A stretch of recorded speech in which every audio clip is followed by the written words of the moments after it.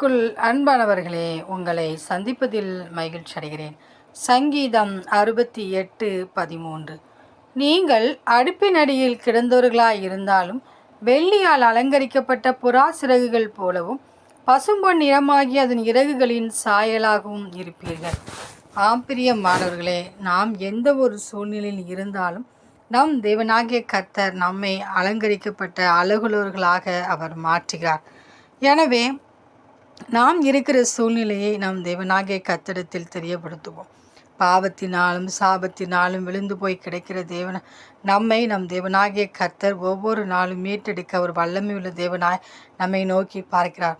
நாம் நம்முடைய பாவங்களையும் அக்கிரமங்களையும் தேவனுடைய பாதத்தில் அறிக்கையிட்டு நாம் ஜெபித்து அதை விட்டுவிடும் போது தேவனாகிய கர்த்தர் நம்மை அவர் வெள்ளியால் அலங்கரிக்கப்பட்ட புறா சிறகுகளைப் போலவும் பசும்பொன் நிறமாகிய இறகுகளின் சாயலாகவும் அவர் நம்மை மாற்ற வல்லமை உள்ளவராக இருக்கிறார்.